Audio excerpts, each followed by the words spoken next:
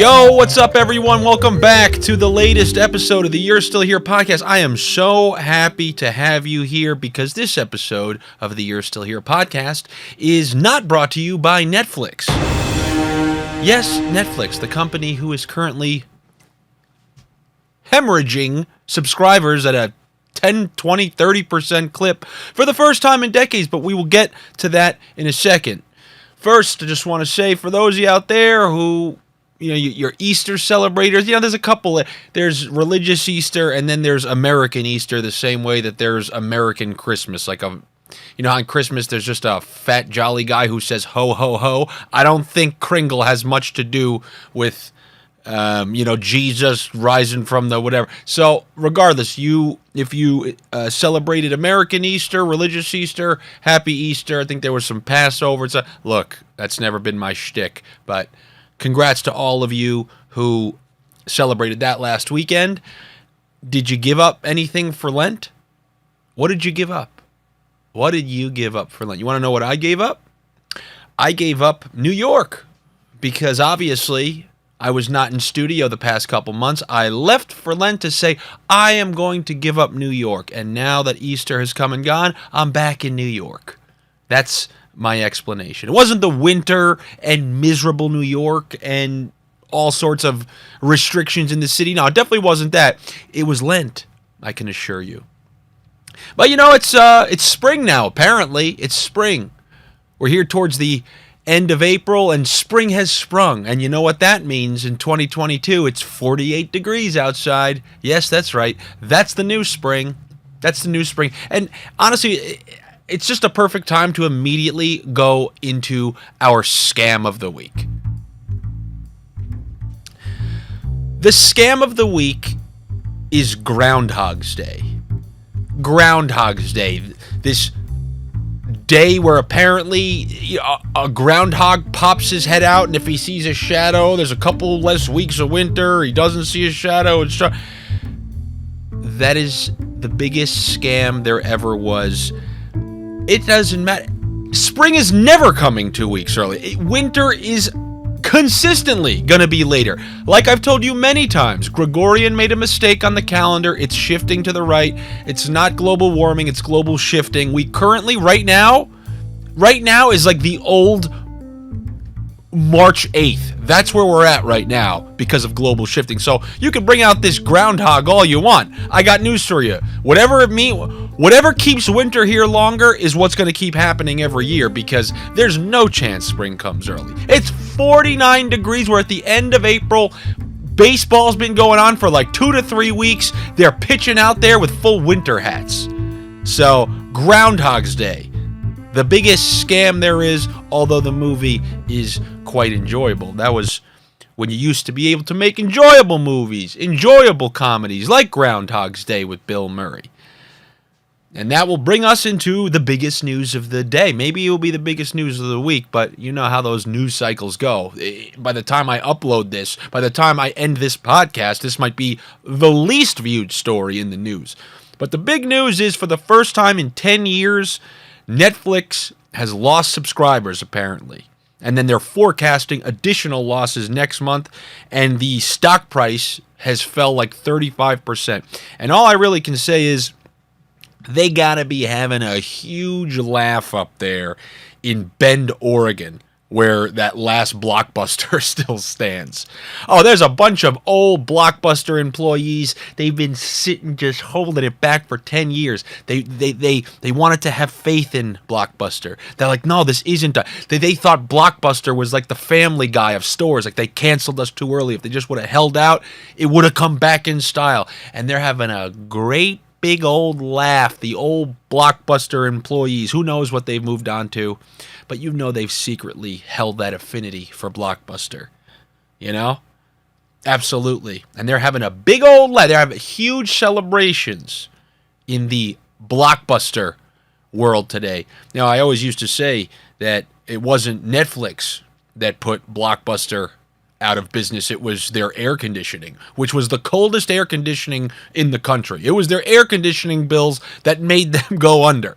This room, it was like, remember you were a kid? It was 100 degrees out. People would put on the sprinkler. Forget about the sprinkler. Just walk to Blockbuster. It was the coldest room in the country. I don't know why. It's not like it was a butcher.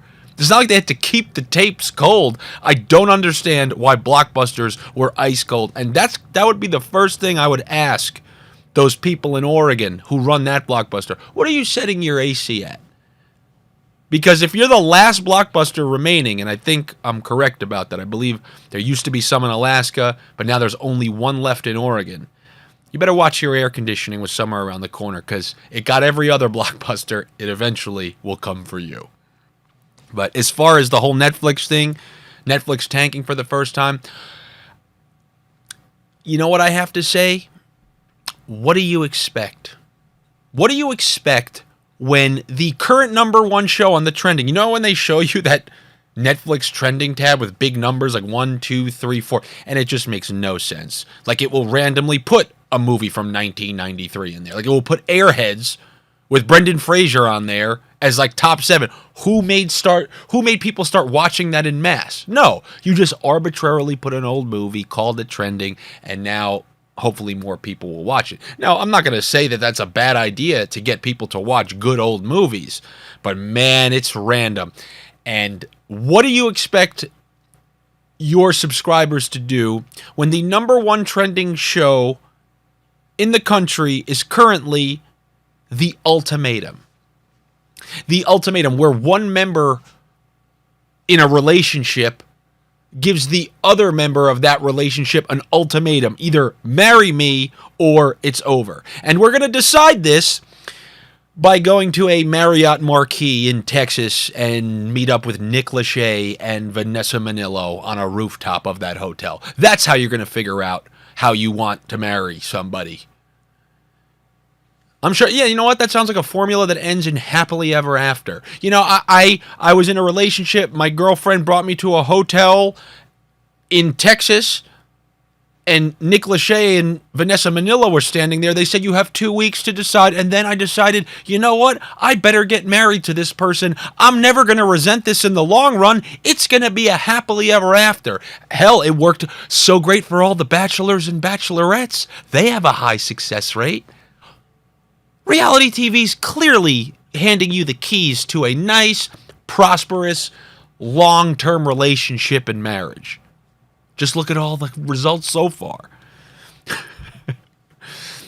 But you know what? When this show started, I think you're introduced to the couples one by one. And then, like I said, they arrive at this hotel and Nick Lachey is just standing there. And that was like the first red flag. So I see Nick Lachey up there with his wife, Vanessa Manillo, just standing up there. And I just wanted to, sometimes I pause when I'm watching these things, and I've told you this before, but sometimes I just wanted to lean in and say, hey, Nikki, why don't you tell those fine couples over there how starring on a reality show helped your first marriage? Because, you know, they might not be old enough to remember that show, but I am. I remember the buffalo wings. I didn't know buffaloes had wings. Chicken by the Sea. You know what I'm talking about. I think it was called Newlyweds with Jessica Simpson. How'd that work out for you? And then you're standing up here with a big goofy smile like you're going to help these couples who, you know, look, we all know it's fake regardless, but let's just assume they were real couples. I mean, do you feel any responsibility for leading off the cliff? Anyway, leading them off the cliff. So anyway, the person who offers the ultimatum in this show, so the person who's like, put a ring on my finger or this relationship is over. They now are at this hotel with other couples in the same exact predicaments. And I don't know how you could find people. How did they find these people? Did they put out some mass advertisement? Are you with somebody who is just not putting a ring on your finger? Well, if so, let us help on this reality show. Like, what's the vetting process? And by the way, do you want me to just spoil so many things for you? When I was in LA, They have these websites, they have the casting networks, Actors Access, they have the full breakdowns, and on many of these services, they list these reality shows. So if you're a fledgling actor, you haven't been, like me, and you haven't been able to catch on, it's giving you that bait, like, hey, but you can be on something and everyone can know you, and then you can do that tour where you show up at bars and get paid and promote scam teas on your Instagram. Come on. And they find people to do it. That's what all the bachelors and bachelorettes are. I've told you that so many times. Look at them. Tell me one of those people who doesn't have thousands of DMs offering whatever they want on a daily basis, then magically they show up like, oh, I can't find love. You found love 40 times in the last week, let alone over the course of your whole life. But same type of thing here. They're just getting a bunch of, I want to sell fit tea and get paid for it type people. So they recruit these people, but I do think for argument's sake, it's better off to pretend like they are really in those situations where they're desperate to get married. But if you hear any of first of all, they're all like 22, 23. How many of those, if you look at the stats in our country, how many 22s and 23s from cities are getting married at 23, 24? Yeah, I don't think those numbers are increasing. Those numbers are kind of matching Netflix subscription numbers. So they're at this hotel, and it's the same hotel with these other couples who are in this predicament. And then all of a sudden you learn, so like they've just set up like, hey, we're here to find out if we love each other. But then you learn that the other couples are also there, and that along the way, you're actually going to be going on dates with members from the other couples, which literally makes the whole thing would be like the ultimatum. So you're seeing if this person wants to get married. It's not called, oh, I'm going to just give you a bunch of people. Like, these people are all on the cusp of marriage. That's what the ultimatum is. It's like, we're so close to getting married, and the person just needs to ask the question. So you think the smartest thing to do is just have them go on multiple first dates with people who are in the same exact predicament? I just don't get it. And then you're saying, well, if it's not going to be my current person, then what? I'm just going to leave with one of these other people and get engaged to somebody who I just met on a rooftop of a reality show? It literally makes zero sense. The number one trending show on Netflix makes absolutely no sense. And to justify this absurd premise, then our old pals, Vanessa Manillo and Nick Lachey, say, we've decided to do this because, believe it or not, we actually split up before we ended up getting married. And it was that time apart that made us realize that we were the right ones for one another, which is really an interestingly fancy way to say, yeah, I just kind of fucked someone else and then circled back to my ex and we got married. It's an interesting way to say that. So because they, I guess, didn't have true love, needed to go fuck some other people, came back and said, all right, well, let's just get married. Now that's why other people should tempt themselves with others to see if they okay, let's say they fuck one of these other girls, and then they come back and are like, no, but I really love you. What are they going to take them back? And also, another big problem, if you're the person issuing the ultimatum, then it's your significant other who should be put into this test. If you think this person needs to learn how much they love you and appreciate you, then they should be the ones in the hotel doing these first dates. You, the person, guy or girl, who is offering the ultimatum, you don't get to go on these first dates. You're basically saying, I know that's the one. And this ludicrous, idiotic show is also putting the people who issued the ultimatum, which assumes they're so happy in their relationship that they want to get married, they put them on first dates too. To learn what? To learn what? It is so stupid, and it's an indictment on how stupid the viewers of Netflix are. And if that's you, I'm sorry. What do you want me to say? But the show literally makes no sense from any perspective, even though I normally disrespect reality shows saying it's mind junk, but at least you have to have some sort of premise. You have to have some sort of premise. That's literally the most idiotic thing that doesn't add up at all. I love my boyfriend. I want to get married to him. So I'm going to sign us up for a show where he has an ultimatum. And then I'm going to go on some first dates. Yeah, that makes a lot of sense. Tons of sense. Oh, I mean, what do you expect, though? What do you expect? So then, let's just like say they go on a first date, one of these people, and then they go back. They just leave the hotel after 2 weeks. All right, well, now I'm in a new relationship. This person who desperately wanted to get married now has to start from scratch with someone else who wouldn't even marry the other person. So, literally 100% failure rate. So let's say, you know what? Even though I decided to do this ultimatum, I actually met someone else and I learned he wasn't the one for me. So instead, I'm going to leave there with somebody else who is the one for me, who also wouldn't propose to someone else who thought he was the one for him. That's what you're dealing with on this show. And like I said, the fact that this is number one, is it really a shock that Netflix's numbers are declining after seeing this? That this is the best their minds could come up with. And look, honestly, this is even further proof that just nothing is good anymore. This show is number one, and that has been a major theme on this podcast. Where is the current good stuff? And I don't know why I'm asking a question. We know the answer. It's just not there. Where's Rounders?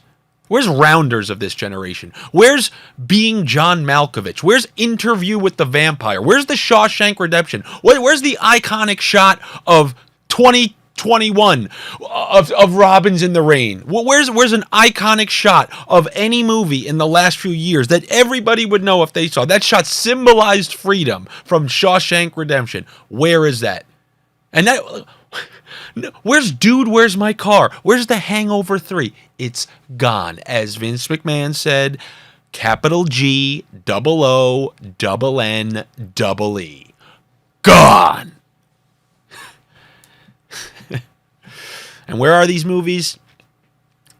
They are trapped in our infinitely more entertaining past. And I'm sorry that I have to keep highlighting this, but I will keep highlighting this. Like I told you, I wanted to get into film and television. That was my dream. I wanted to be a part of a huge budget production that affected people across the world the same way. Anytime somebody needed to inspire themselves to get back into shape or for a fight, they would watch Rocky, whether it was playing an awful guy, a good guy, whatever it was. That's what I wanted to do. I wanted to make an imprint in film and television, and I will be livid until it gets fixed because I've kind of been robbed of what I initially wanted to do. My dreams weren't to set up a podcast in this studio, and although I am kind of enjoying it a lot more than I thought, but still, I'm going to rank on this until it corrects itself.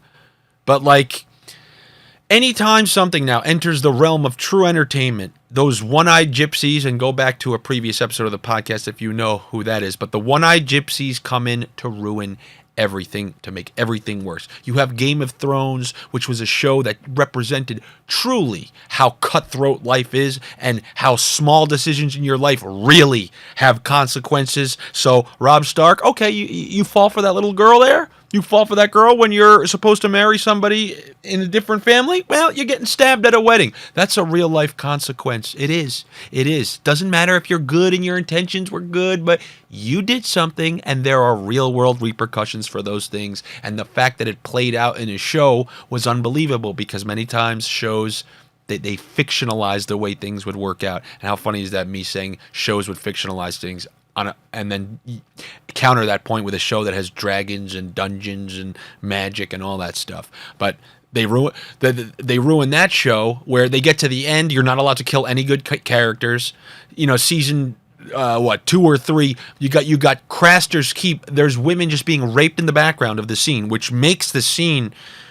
There's a visceral quality where it highlights who these people are. Like, there's just rapes happening in the background. There's a conversation between two people, and there's rape. But because the show then got so popular, when Sansa got raped by one of the most vile people in the show, and that act truly cemented how much of a villain he was. The fans said they refused to, like, they cudgeled HBO into saying, fine, we won't do anything like that anymore, aka we won't keep the show the way it was, which brought us to this point of how popular it is. Fine, we won't do that because you at home can't watch a character on a show deal with unbelievably awful things the same way Red Wedding, you name all the Ned Stark getting decapitated, you name it. Then you got Cobra Kai. That show starts off great. Then who comes in? The One-Eyed Gypsies, and they come in with a chart showing the lead white character percentage. So now they're bringing in random characters. It seems like they're filling quotas rather than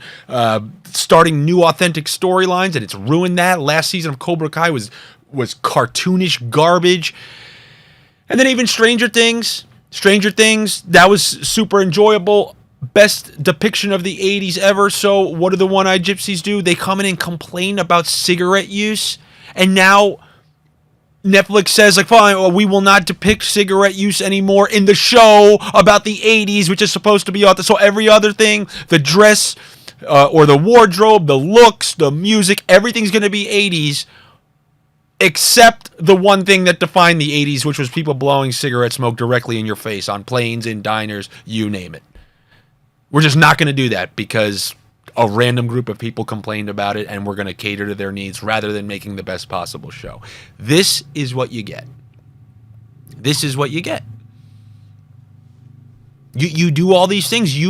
If you don't reach your max potential, it's like benching a great player for a worse player. And now you're upset because the point production is lower. That's what Netflix has. They're playing Tony Snell off the bench rather than a starter. And they're getting those Tony Snell results, unfortunately for them. You know, one show that has alternated between sucking and actually being pretty good, this is a rarity, is Westworld. It's been off for a while. You know, it takes a while for them to make seasons of that show. I remember there was a lot of hype behind it, all the like movie stars in the show, and season 1 started iffy. Actually, I remember when the whole beginning of Westworld started, like that guy was greeted at the front, and that woman was explaining basically the rules of Westworld to him before she kind of escorted him to where he eventually was going to be going or taking a train out onto the set. So she's walking him through the wardrobe area, and then he just kind of realizes, like, wait, are you a robot? And now this girl is literally my kind of woman. Elegant, sexy, so hot. And she answers yes. My Westworld trip would have been over right there. I would have been like, all right, well, let's just have sex in this wardrobe room. And they do it because they're the robots. And then that's it. I would just go home. I wouldn't have even made it into Westworld. Go watch the beginning of that show. Like, oh, welcome to Westworld. I'm sure you've seen that when the train opens and he sees the outside of it. So they're still in the futuristic city. And she brings him in to pick out his clothing and his cowboy hat. And then he asks her right there. I would have been done right there. I wouldn't have made it into room 2 of Westworld. Yet my future Yelp reviews would be 10 out of 10. This is the best place I've ever been. It's the best place I've ever been. And I wouldn't have even picked up a fake pistol and a cowboy hat.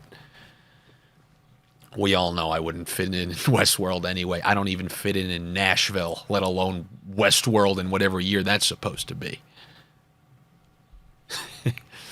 But yes, Westworld is one of those shows, one of those rare shows that, I mean, it like alternates between good and bad seasons. Like I was starting to tell you before getting distracted, like always, season 1, it was, it started off slow.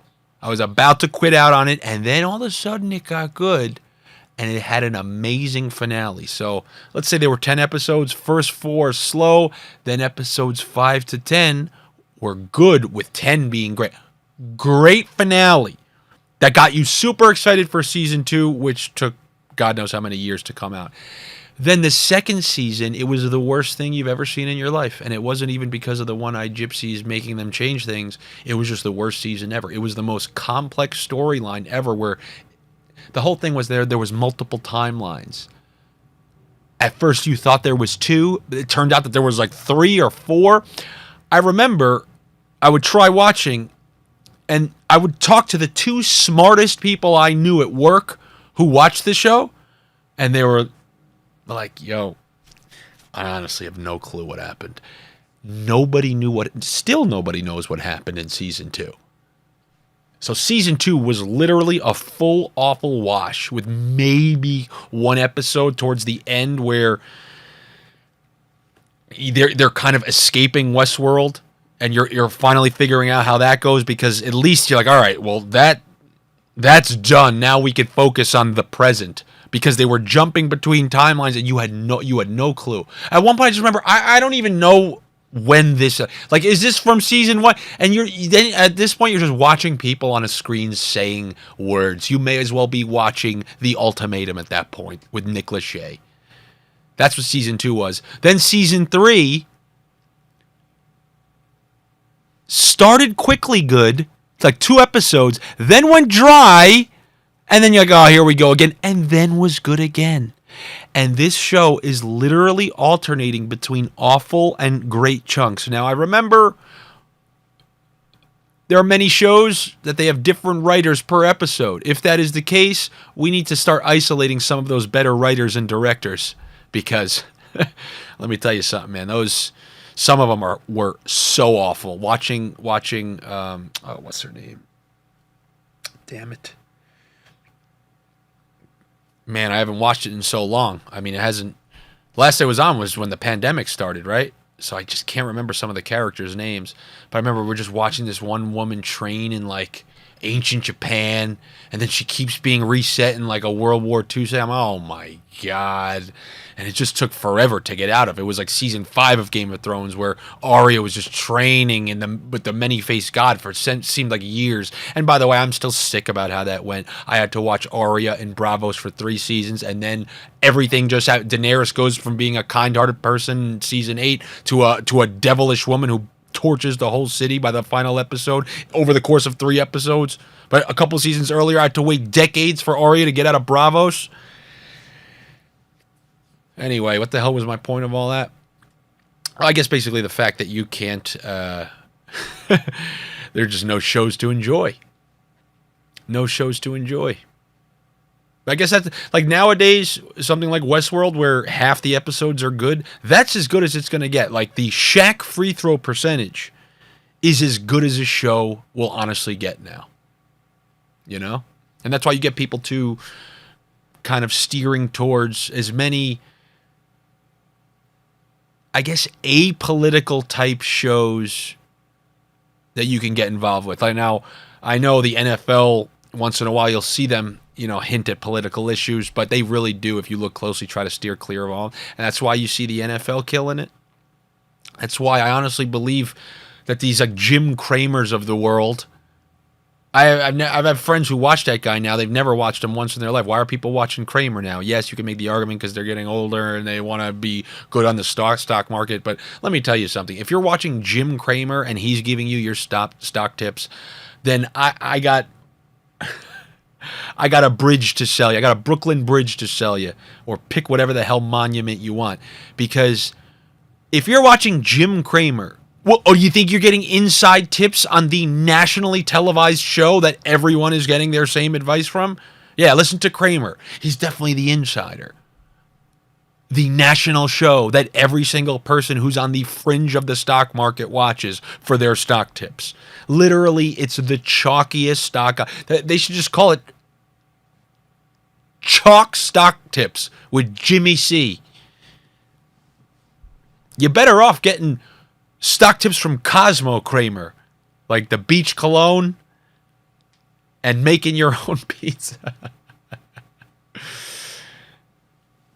Yeah, that always fascinates me though when people watch shows like Jim, like a CNBC show or whatever the hell he's on. They watch him and they're like, well, I invested in so and so because Jim Cramer said so on the 8:00 show.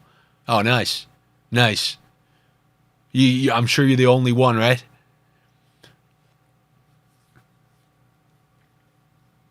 But look, I promise you when it comes to these things, it's not like some political thing. It's just a I don't want to watch dog shit thing.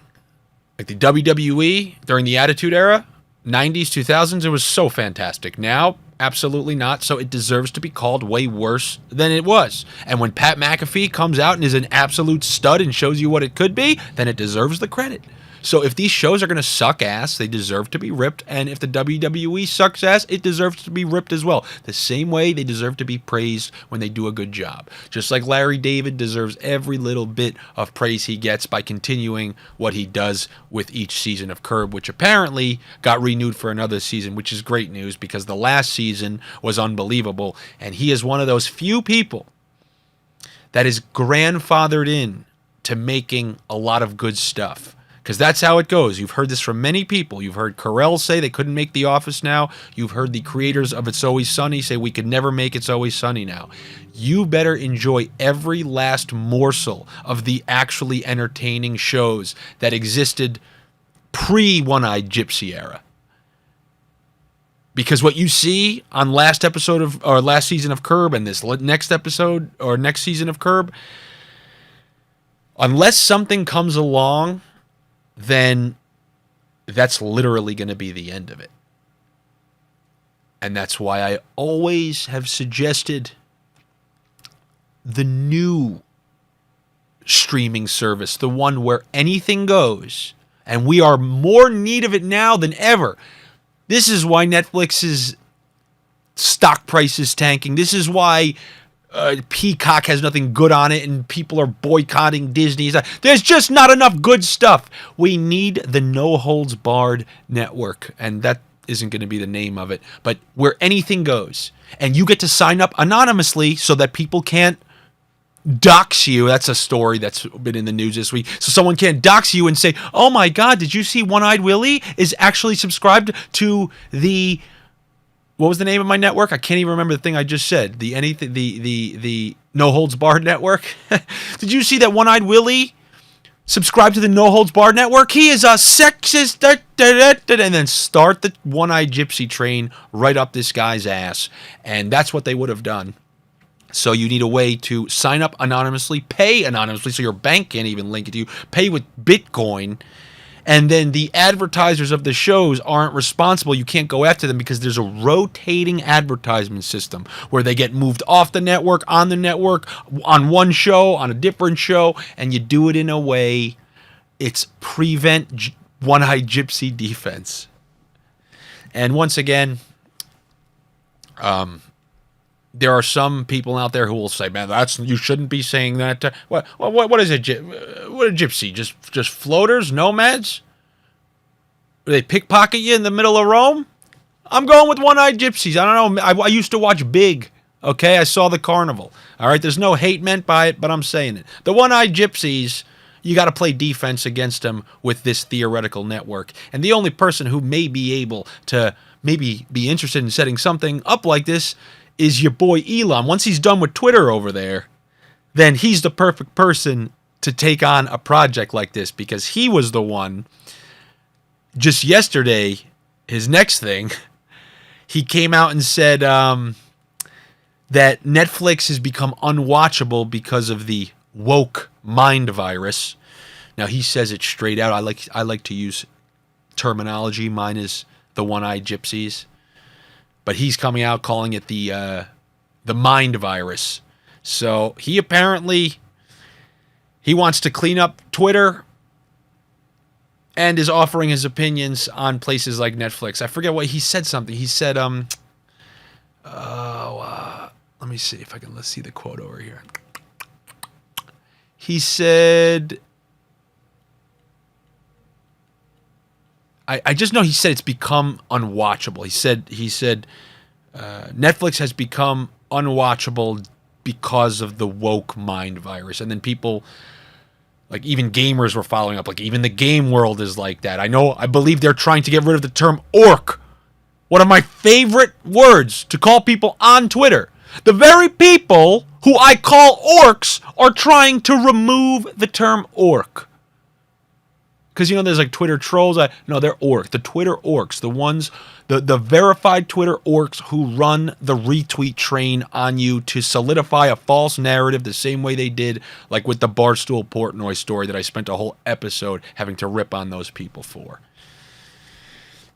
So maybe when Elon gets done with Twitter, hopefully he can find a way to screw them and take over that place and allow people to come up with funny stuff to put on there opposed to what's on there now. Maybe he'll start the no holds barred network. Maybe when Elon takes over Twitter, we'll see more accounts like the one I just saw for the first time last week. Fantastic account. It honestly is a great thing when you come across Twitter and find something that puts a smile on your face. There's an account. I suggest you look it up. It's called Mug Shawtys. Mug Shawtys, Mugshawtys, I believe, if I'm remembering that correctly. And the account is basically a bunch of hot girls who have recently been arrested, and when you get arrested, in many states, I don't know if it's every state, but I think your mugshot becomes publicly available. So I guess this guy or girl just scours local arrests and finds the hot girls. Because let me tell you something, there's some hot-ass girls getting arrested. And man, you want to see some comments in the comments section? Go to the comments section of Mug Shawtys. You got guys into the things that these girls got arrested for. Oh, that's the other thing, by the way. It just says what they got arrested for. I don't even think it says their name, even though the names are publicly available. I think it just says what they got arrested for. And depending on what it is, you got these guys like, oh, I love a girl who would... It's, you know, they will never cease to amaze you. They'll take anything. If the girl's hot, you know this. They'll take anything. This girl could have Lorena Bobbited her husband, and some guy will say, I'll bail her out. I'm up for the challenge.